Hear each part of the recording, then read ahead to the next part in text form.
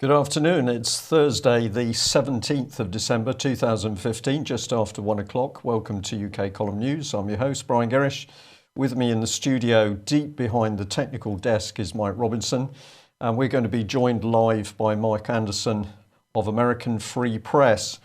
Now, as always, the weather pretty gloomy here in Plymouth. It's just bucketing down, pretty grey and misty. It's variable in Wales, so we've got dry in Rhyl, but wet in Rhondda, brightening up in Pembrokeshire. And apparently the Welsh weather is being made slightly more complex, apparently by Saharan desert dust. So if you're suffering from a bit of dust on your cars in Wales, down here in Devon, it's raw clay and mud from the fields. But we've just learnt from Mark that there is no weather where he is in Texas. He says it's not light enough to tell what's going on outside. So where should we begin? Well, we are delighted to say that a very important book has been launched. This is Vaccination Policy in the UK Government, The Untold Truth. It's been written by Christina England, who we've featured on UK Column and some of the British Constitution Group conferences, and Lucia Temlinovic, PhD. This book is absolutely taking the lid off dangers of vaccinations. And of course, Christina has worked over many, many years to warn people about the dangers of the government's vaccination programme. So we're going to say, please, if you can afford one, please do buy a copy, read, digest and pass on. Because of course, Christina and her colleague need as much support as possible. And this book could just be the start of a very large wedge to get the truth out of the government.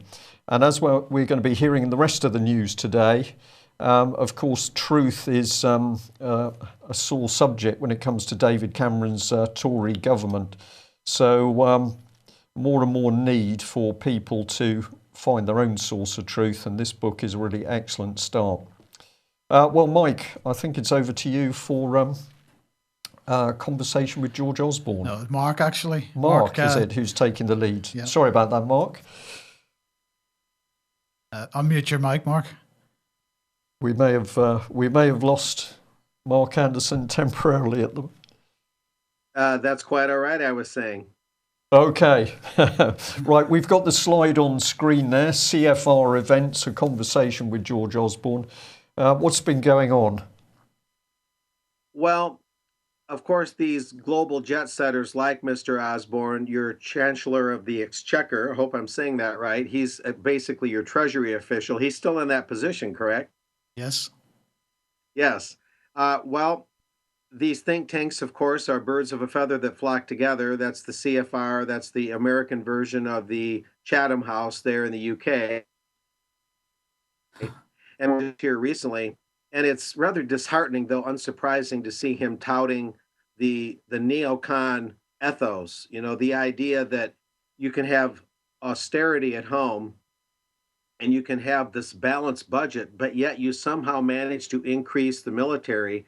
And on top of that, besides increasing the military budget, you're calling for the outward projection of your national power into other nations. And one almost doesn't even know where to begin here, but he's quoted as saying, and this is an exact quote, "We are building new aircraft carriers. We are buying the new fifth generation of fighters. We're building new submarines. We're expanding our surveillance and the like. We're increasing our special forces, our intelligence services, and on and on and on." And these are going to be big increases in their budgets there in the UK, the military and surveillance budgets. And here he says Britain is ready to protect itself, he claims, and project its values overseas with its allies.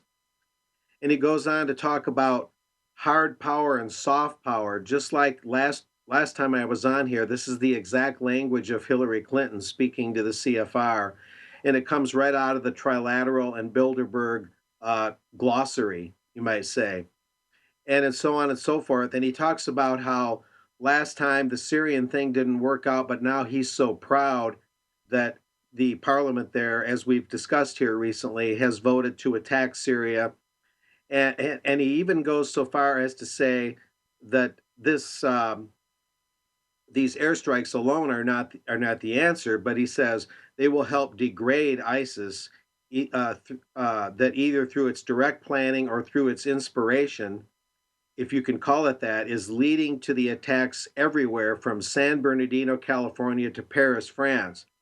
So you have Mr. Osborne out there uh, reading a very scripted line. I mean, how could it possibly be that it would be uh, so in perfect unison with what Hillary is saying, a Democratic presidential candidate here in the U.S.? It's just proof positive that these guys are reading off a script that's kind of a power behind the throne. It's just amazing, the coordination between these think tanks and these candidates or public officials, as it were, on both sides of the pond. Mark, what's incredible about this one is I've been listening as you've been describing what George Osborne's been saying about the British military. And what is coming out of his mouth, of course, utter lies. There's no other way of putting it, because, of course, what has been going on during the Tory administration in particular is a massive attack on Britain's military, cuts right the way across the board: Royal Air Force, Army, Royal Navy, cuts in men, cuts in equipment, cuts in capability. To say that we've got aircraft carriers, of course, is a complete nonsense. One of them is in the water. There are no aircraft. We're supposed to be getting the F-35 to go on those. There's no aircraft for those carriers. Those carriers are not operational. They're not worked up. So that is a complete lie. Submarines at the moment, great consternation in Britain's submarine fleet as neglect and failure to maintain have caused problems. And we had the debacle a few months ago over the nuclear deterrent submarines and conditions on board. And whilst the government decried and denied a lot of that, there was a lot of truth behind what was being said of big problems. And we're at a stage now where the army is at such a pitiful level of manning that it's incapable of sustaining an operation of any scale in Europe, which of course is why David Cameron was boasting about 5,000 men being moved to the Eastern European border region, the Russian border region. On the scale of the American military, this is absolute nonsense. And one of the things that we've consistently said, of course, is that David Cameron, or George Osborne in this case, speak as though Britain has got this military power to project worldwide, when in fact they are always going to be calling on the Americans. If I sound a bit outraged, I am, because this is complete lies by this man. You know, that's almost worse in the sense that he's obviously using this as a type of rhetoric. But I'm still amazed at the how well coordinated it is with the things on this side of the pond. In other words, it's always a matter of austerity at home, and if we can spend money anywhere else that's an increase in spending, then it's going to be militaristic or the military. The home economy is always meant to starve. It's a bit puzzling that he would lie that blatantly, I guess, from my perspective. Well, But nevertheless, the philosophy is there to always put everything in terms of military power, even rhetorically, but through austerities, starve the home economy and keep people in penury and peonage. Mark, I'll put my comments in context, because I can agree with you without any trouble at all. The way I see it is, of course, that George Osborne is being given a script to read. That Yes. script, as you say, is coming from a nebulous network of people, some key organisations like CFR, but he's simply reading a script. So in his brain, he's got no connection with reality. The script says this is what you must say, this is what you must describe, and George Osborne reels it off as though it's factually correct, when of course, if you do a little bit of analysis, what he's saying is a complete lie. But the people writing that script are the dangerous people because, of course, they're setting policy not only in nation states, in countries, they're also setting this globalist policy. Yeah, I think what we can draw from that is, yeah, they'll team up whatever resources they have with the U.S. And as you inferred, it may very well be that they'll lean heavily on the U.S. for this projection of military power. I think that we can conclude that fairly confidently. So moving on, Mark, Bilderberger in Action. This is an article you wrote for us and we've published on the website. So sticking with the sort of big boys clubs here, give us a rundown on what you're getting to here. Well, yeah, this was, of course, posted recently on your website. And this is an interesting piece, generally speaking, from the standpoint of we don't often look at Bilderbergers themselves, as individuals. And this man, even the New York Times, a pro banker publication, generally speaking, uh, named him in a recent article that the Times did, saying that this is the man that kind of brought ruin to the Bank of Cyprus and the Cyprus economy a couple years ago when the banks there were actually dipping their hands in people's savings accounts. And I picked up on the Times, though, portraying Joseph Ackerman. He's a Swiss-born banker. He's been notably known with being with Deutsche Bank, and the Times picked up on the ruin that he helped bring to Cyprus recently. But then they portrayed this as his conscience is bothering him, so he's back in Cyprus. Kind of strange. 2 years later, after bringing practical ruin to the place by the Times' own admission, suddenly he's back as the head of the Bank of Cyprus, the Mediterranean island's largest lender. And so from there, he's supposed to be on this kind of pilgrimage to repair his broken conscience, according to the Times, and he's going to bring all this prosperity all of a sudden back to the very same place that he helped bring ruin to. And without getting into all the details of the story, uh, what I argue in the story is that as long as banks create money privately at interest, and that they're given that power that is a sovereign power that should belong to the state, there can never be true prosperity. So, what the article concludes is whatever might be the case with Mr. Ackerman's conscience and this pilgrimage of his to repair his conscience and repair Cyprus economy, whatever the case might be, as long as we have this banking model in place where private bankers are in charge with usury, there can never be true prosperity. So, Yeah, because propaganda. no debt is no money, right? Oh, absolutely. This slide you're showing is very interesting. Mariner Eccles was a FDR and Truman era Fed chairman, and he was one of the most honest Federal Reserve central bank chairmen we ever had. He was very candid with our banking committees here in the States.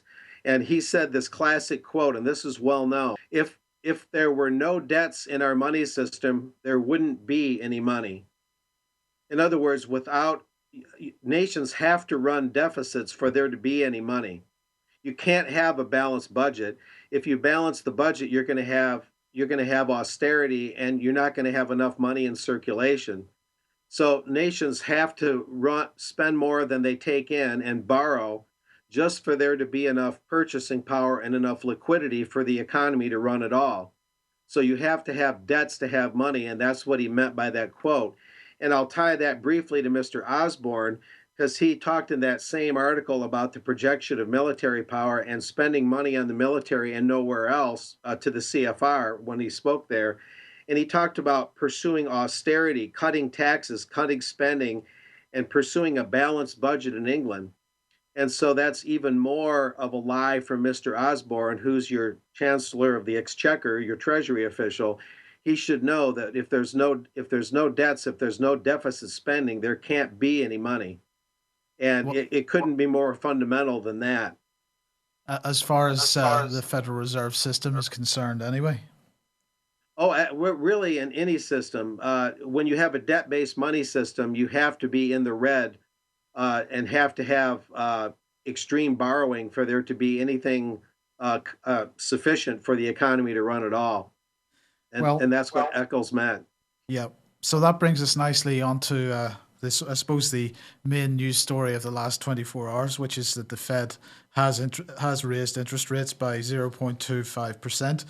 Now, right across the media, the notion's being reinforced that this is the first in a series of very slow and very carefully managed rate hikes. And in fact, right across the media, it's being hailed as a success because stocks, bonds, and the dollar are all doing much better than they were yesterday. And that, by the way, is absolutely normal under these circumstances. So it's a first step, is that the markets react in this way. So it's absolutely to be expected. And right across the media, in fact, Janet Yellen is being hailed as the great savior, who through her professionalism, her discipline, how reserved she was, the markets are reacting very calmly, and this is all really great stuff. So the truth is, though, we get to the truth. The truth is, though, that the process of raising rates hasn't even begun yet, actually. This is not like a mortgage rate that your bank sets, because you basically just receive a notification from your bank telling you what your new repayment is. But in order to bring about an interest rate change, the Federal Reserve has to trade. So it uses two financial tools to do that. One is reverse repurchase agreements. Another is interest on excess reserves. But in the case of the reverse repurchase agreements, for example, that when they play with those, what they're effectively doing is removing liquidity from the market. So as Citigroup stated a couple of days ago, I'll quote them, they said, there will be a separate document from the NY Fed with details around the operational aspects of the liftoff. Of primary interest will be the size of the overnight reverse repo facility and that the Fed will put in place to pull short rates higher. We don't think it will be unlimited, but a size large enough that will keep short rates from falling below the 25 basis points at 0.5% floor. And the size could be as high as $1 trillion. So as Zero Hedge pointed out yesterday, I think it was, they said that putting this liquidity drain in context, the entire QE2, that's quantitative easing 2, injected only, in quotes, $600 billion in liquidity in the span of many months, suggesting that as of tomorrow, the Fed may drain as much as 166% of its entire second quantitative easing operation overnight. So what effect is that going to have? That's kind of a rhetorical question. But, you know, this has to be seen in the context of the broader financial crash, which basically seems to have begun at last.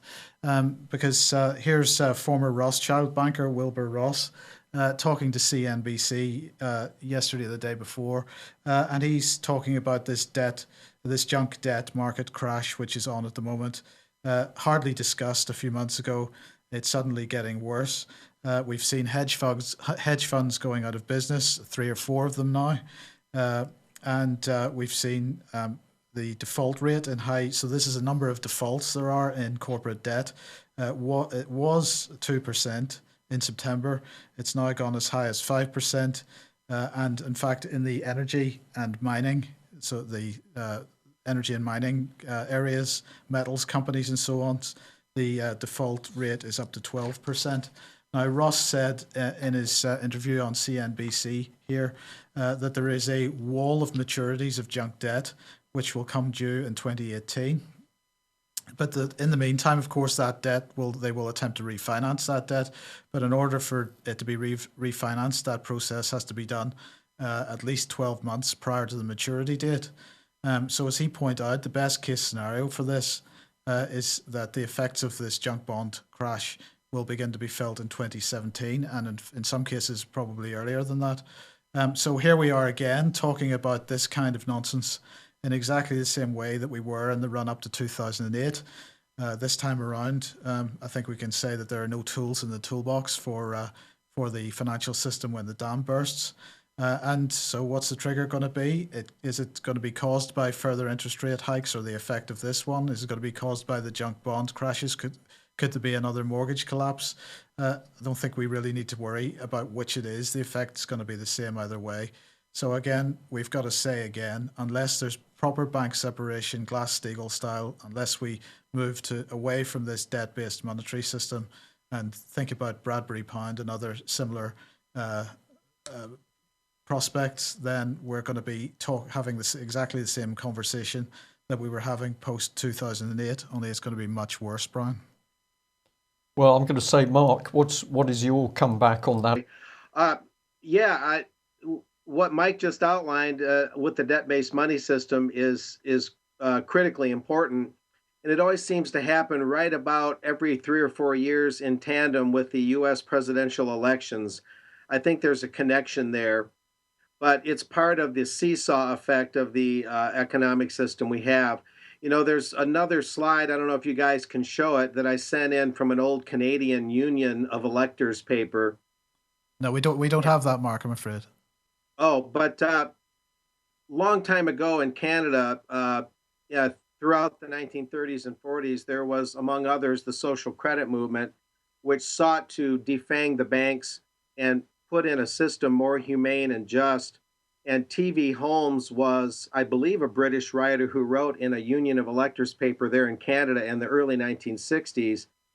And he's talking about the banks, and he says things like every community today, not excluding the USA, is in effect being administered into bankruptcy and is subject to a virtual bank occupation as though by a foreign power. And then he went on to say, quote, that banking today is under extra national control beyond nations, and its policies and principles are increasingly centralized under a world finance credit monopoly. And he went on to say other things that are very key that help us understand these things in layman terms. He said that the banks, by means of a false and artificial insolvency, which they impose on the world and the community, and by their refusal to allow the community to direct and enjoy its own real credit potential, have usurped the effective sovereign rights of the Queen and her Parliament, which they have lodged in the banker in the parlor, and are thus not only primarily responsible for the troubles which at present afflict humanity, but for the fact that humanity's road to escape is barred. Now, those are very critical and very insightful statements as to what the bind we're in is all about, and that the way that the banks, even at the local commercial level, become the commanders of the community. And they have so much more control, even at the local level, than people realize. And you expand that to a world hegemony, and you're really looking at a financial power that's completely sidestepped and taken over the governments and made them its servant. These are powerful statements, and it is the truth, it seems to me, coming up to the surface. While you were explaining that, I was thinking of Mr. Oliver Letwin, who we've been reporting on over the last few days. A very powerful man in the British Cabinet Office. We are told that this is the man absolutely controlling government policy, certainly Conservative Party policy. And what is he doing aside from that? Well, he's the man who sits as the Chancellor of the Lancaster Duchy. You have to put up with all of this ancient stuff from UK, but what it basically means is he's controlling the Queen's purse. We don't know how many billions or trillions that is, but very interesting that Mr. Letwin, of course, has a history of N.M. Rothschild. So it seems to us everywhere we go, amongst the political and establishment elite in UK at the moment, you're seeing people who've got a history with banking. And of course, what's happened over the last few years, largely by stealth, but we can say many cases hidden in plain sight, we've now got public officials, the so-called civil service, as it's known here, where those people at senior level are hopping in and out of those positions to spend a bit of time with one of these huge international banks. So we've seen a complete blurring of the boundary between what is political and what is banking. I couldn't agree with you more, but the author of those comments seems to be absolutely spot on. Well, let's just take a brief break to advertise our pod gear again. This is the UK Column competition, which ends on the 1st of January 2016. And we are giving away a high-quality microphone and stand and the software to the best submission of a podcast. So anybody who is getting fraught at what they hear, whether it's the UK column reporting or the mainstream media, if you think you can do something better, if you think you can do something to assist what we're doing by producing some audio content, then send us a submission. Mike? We've had a good response already, so I'd just like to thank everybody that sent something in so far, and anybody that hasn't, give it a go. Okay, that's good. Well, let's hop straight on to Mr. Cameron, always a favourite subject, Mike. Well, indeed, because David Cameron is meeting EU leaders today to demand, apparently, according to this article, a ban on in-work benefits for migrants. And apparently, Angela Merkel has told David Cameron that she will not give in to his demands for a ban on in-work benefits. And of course, we are calling this the EU referendum PSYOP, because while all this is going on, there's this toing and froing between them. We have, sorry, I do apologise, it's my mistake there. Jean-Claude Juncker, of course, he is also saying that he wants a plan B instead of Cameron's 4-year benefit ban. And he said the Commission is ready to look at other options than the single one proposed by the British Prime Minister, and I'm quite convinced we will find an answer to that highly complicated question. Well, indeed, I'm quite sure we can, because of course that's the same Jean-Claude Juncker that last May called for the creation of a European Union army, when he said, we've got to create this, that there's no prospect of the EU agreeing to it, of course, and this is why we're calling this a PSYOP, because we've got all this toing and froing going on over benefits on one side, the EU army on the other. And Juncker at the time said you would not create a European army to use it immediately. He said that, but the common army among the Europeans would convey to Russia that we are serious about defending the values of the European Union. Such an army would help us to design a common foreign and security policy. So there we see it even goes beyond the army itself. We're talking about a common foreign and security policy, and no doubt institutions that go along with that. Donald Tusk, of course, is saying that Britain's demands are unacceptable.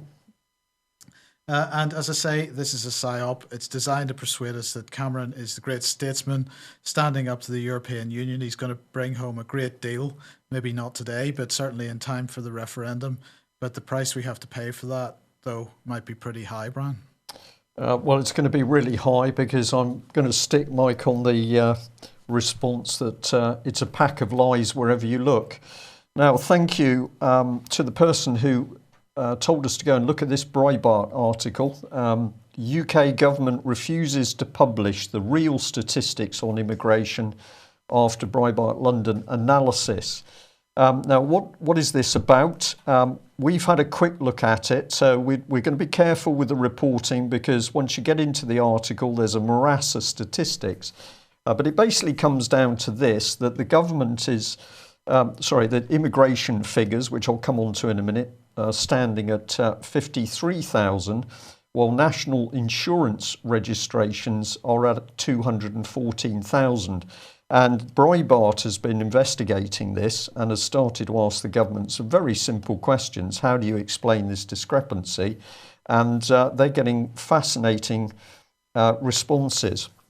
So this was a Mr. Porters here who asked DWP and HMRC, using the same computer systems from which this data comes, to tell me how many national insurance numbers were issued to recent migrants were active. Now, he asked this question to make sure that those 214,000 national insurance registrations were live, and therefore we will say real. But have a look at this bit. The response that came back from the government: I can confirm that HMRC does hold information in scope of your request, but it's covered by the exemption in section 35(1)(a), information held for the formulation or development of government policy. The government's policy on EU migrants' access to benefits is currently under development. And here comes the real killer. The information requested is exempt from disclosure to protect the private space within which ministers and their policy advisors can develop policies without risk of premature disclosure. Now, the inference of that for me is that basically information can be developed out of sight of the public. The moment you've got everything together, then it's a diktat on the public. But here are the figures that they're talking about. And I've tried to simplify it a bit. EU 15 relates to the countries listed there, but the ones we're interested in here at the moment are in relation to Bulgaria and Romania, the so-called EU 2 areas.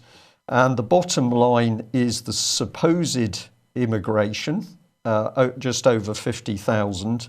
And then here is the national insurance. And so this is the key part that Breitbart is saying to the government. Will you explain these figures? And quick as a flash, the British government is doing what it does best, which is either lies or simply refuses to release the information. So if we put this in context, apart from a lie and cover up of the government, let's remind ourselves of what we were reporting yesterday. Nothing to hide, just shut down freedom of information. So at the moment, the government is reviewing with a view to closing down freedom of information. And so we reported the so-called independent commission.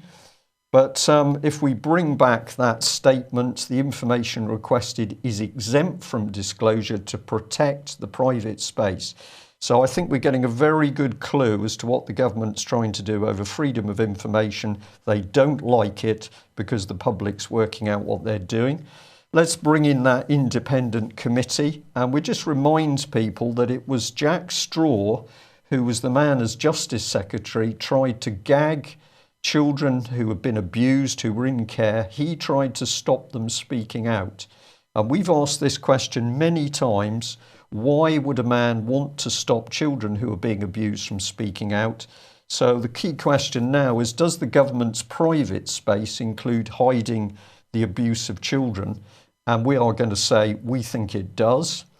I will come over to Mark in just a second. We just wanted to follow this through. Let's remember, of course, who was working on all of this. So here was the Gang of Three attempting to take control of the press. So David Cameron appointed his chum Leveson to head the Leveson inquiry. The politicians write up their press control plans. The whole thing was debated behind closed doors at the time. We're back at the 30th of October 2013 there. And the press got so hot under the collar, they started to accuse the Privy Council of a dictatorship, a closed doors dictatorship. They did move towards a High Court injunction. That failed. But what the British press were warning of back in 2013 is that there was an attempt by these three, the cabal of three, to take state control of the British press. That is still going on, of course, because Leveson is still trying to force his findings through. And we've now got the close down of the freedom of information. This is serious stuff, Mark. It's very different, it seems to us, in the States. But here there is something very dangerous unfolding with regard to freedom of speech, and it's unfolding very quickly. Well, what's ironic about it is that even if you didn't have this attempt at state control in Britain, you would still have a state-allied media. In the United States, we don't need direct state control of the media, but the media here is still an ally of the state, very much by and large. Particularly the New York Times, as I've illustrated on stories on your show here, with gun control agendas in tandem with the government, supporting the war effort and ongoing nonstop global policing in tandem with the government. And I think it's because of the revolving doors between the think tanks and the government and the press. You've got the same people showing up on Bilderberg and trilateral lists, and bankers and media people and government people break bread at all these venues. And so the state control can be direct, like the Leveson inquiry tried to do, or it can be indirect. But nevertheless, we have a state-allied media on both sides of the pond. Right. Well, we need the freedom of press both sides of the pond. And we've been watching Alex Jones over the last few days. We've had quite a lot of emails come in about this because this particular video has raised a lot of interest. So it's Alex Jones, How Islam is Destroying Europe. And he's got Paul Joseph Watson on screen with him in the clip that we are showing at the moment. And of course, it's this man who is the bulk of the interview, Tommy Robinson.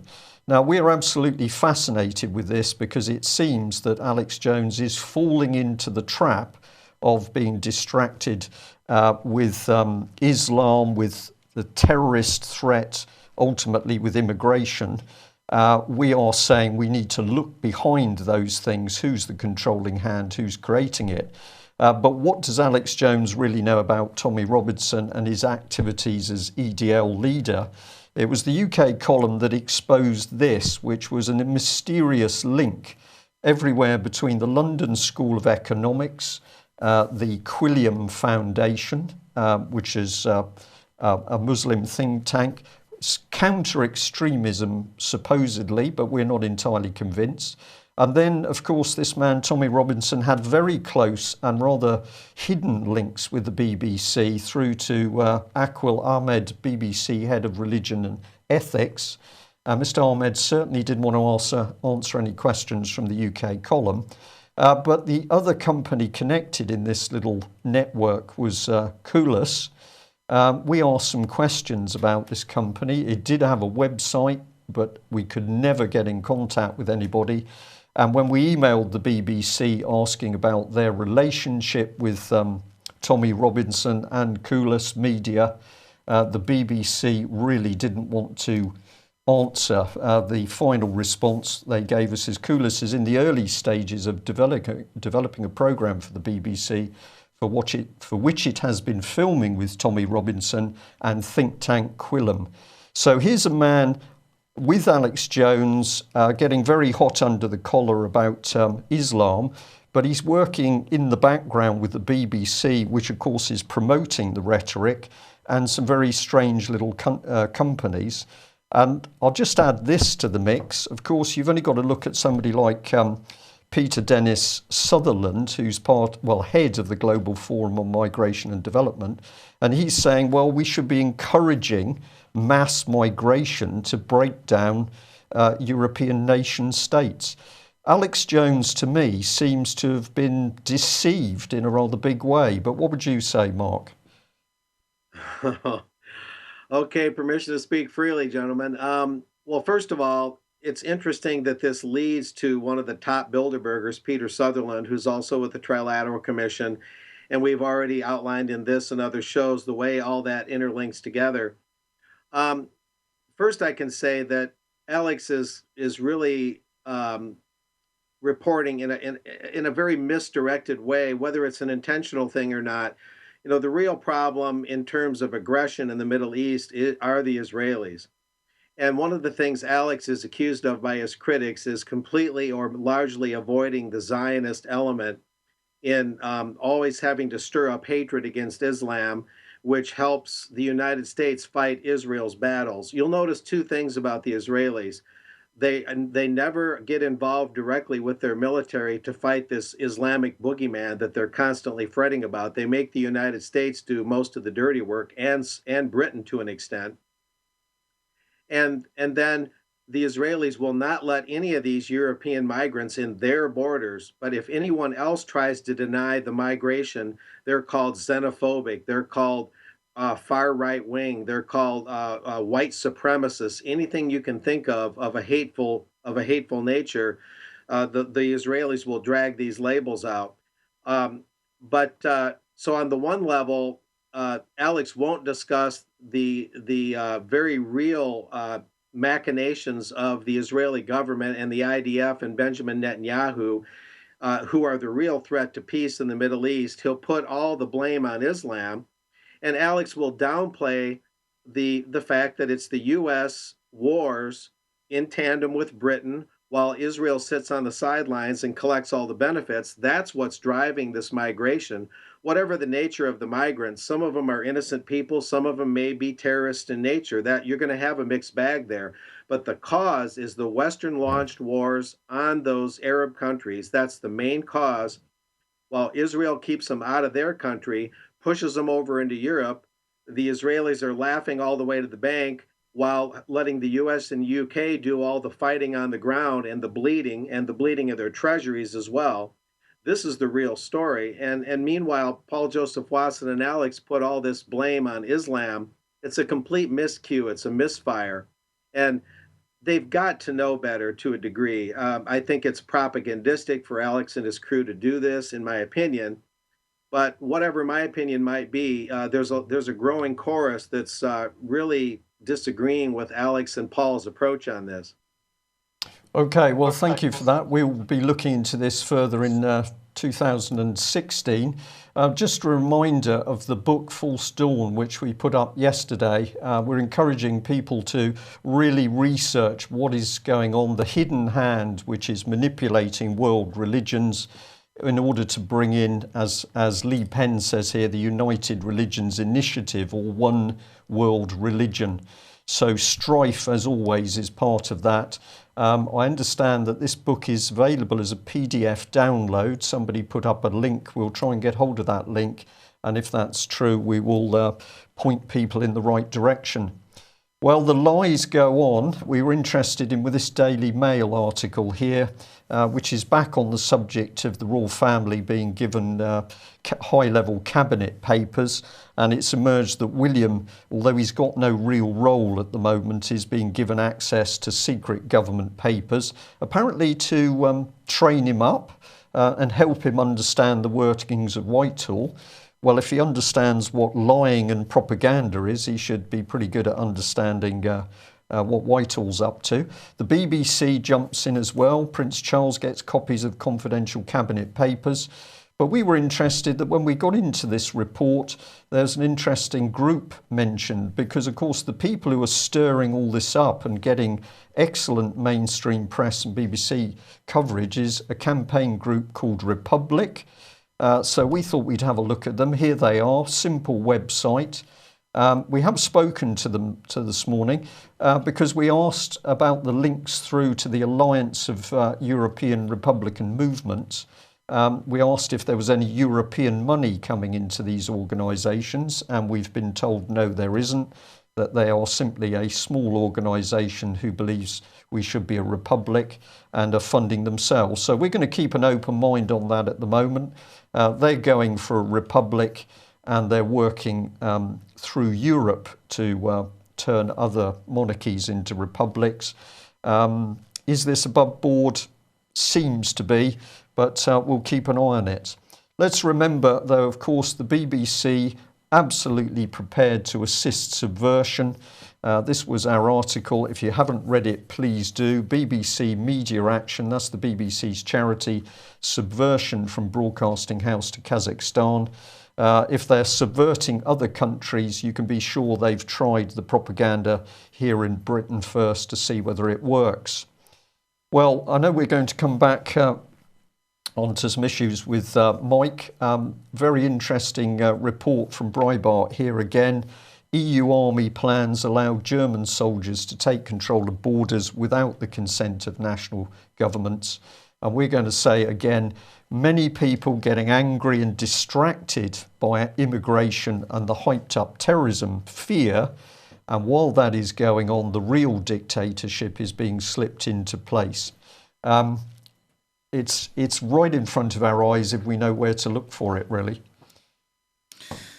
Well, what's Cameron going to do, Mike? Well, he's going to do nothing, apparently, particularly where the Muslim Brotherhood is concerned. And he has ruled out an immediate ban.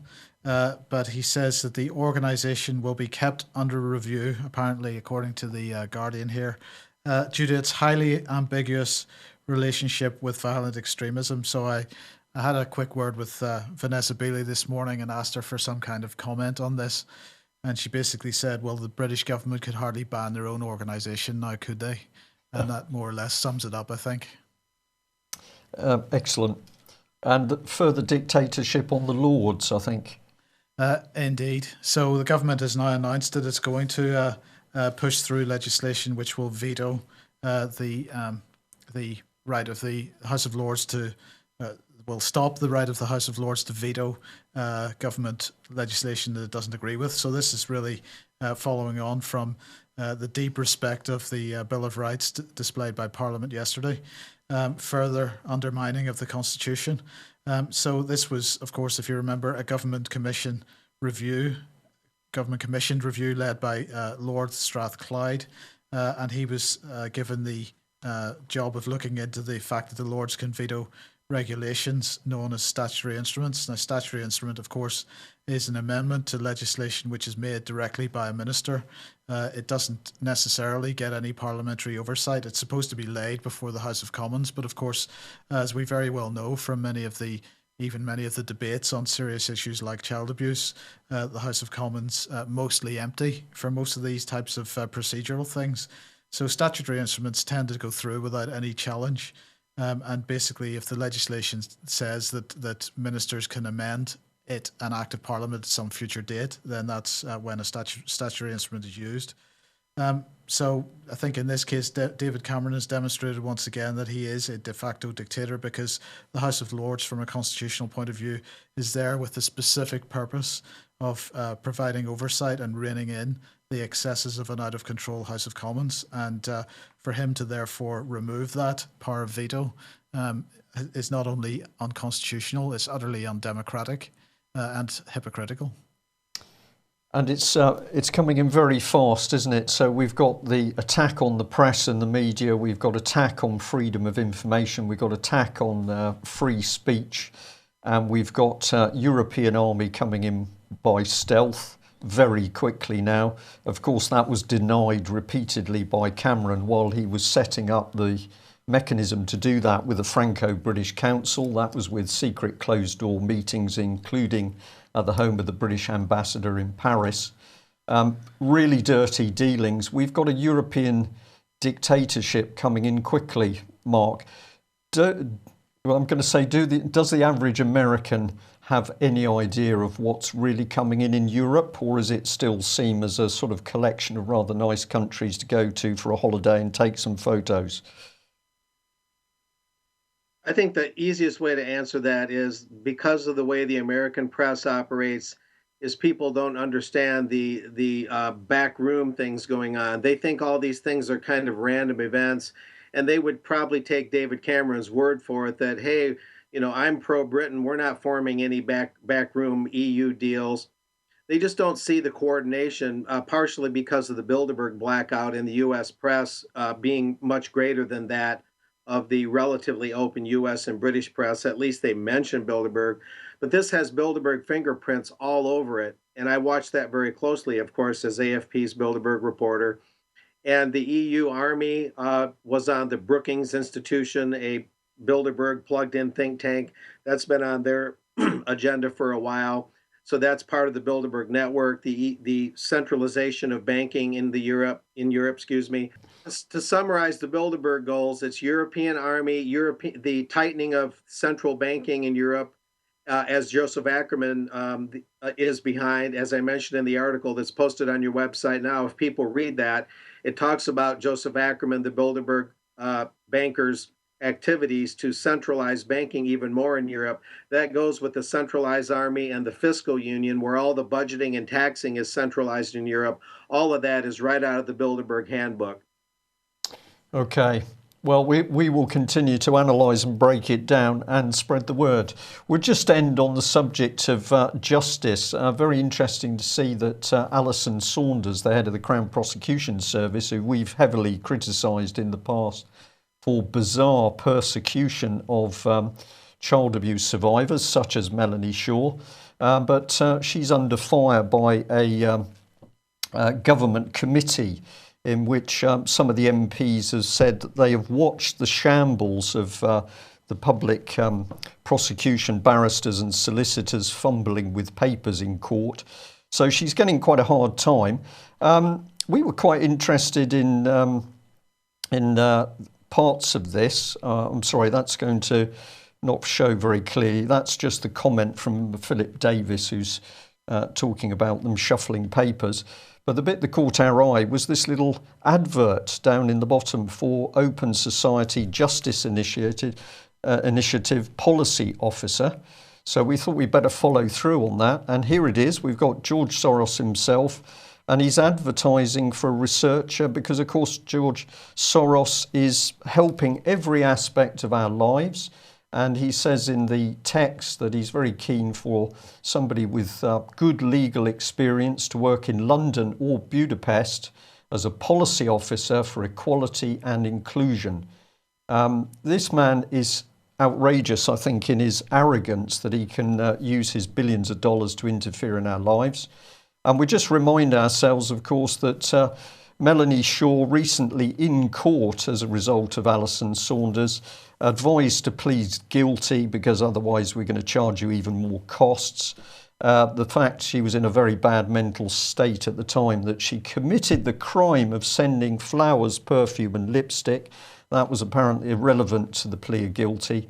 And although she sent flowers and other gifts to the Nottingham Police and Crime Commissioner Paddy Tipping, including a glass octopus which she bought in Plymouth, saw it myself, and a very fine octopus it was, apparently that doesn't constitute harassment.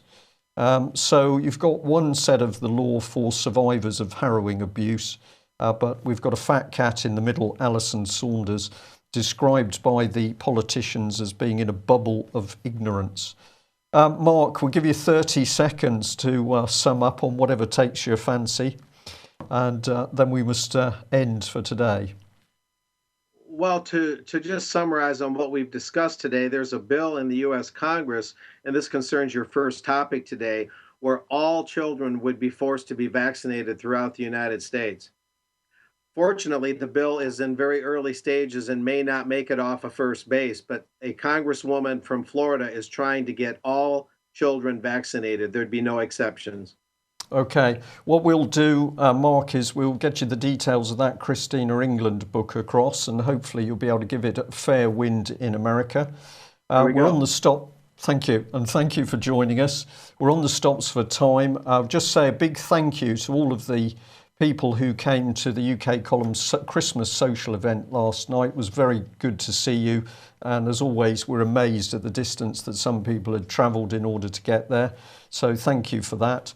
And we will be on tomorrow for our last programme of 2015, and we'll have David Scott and Alex Thompson with us. So both those two gentlemen for what I think will be a particularly good final 2015 news.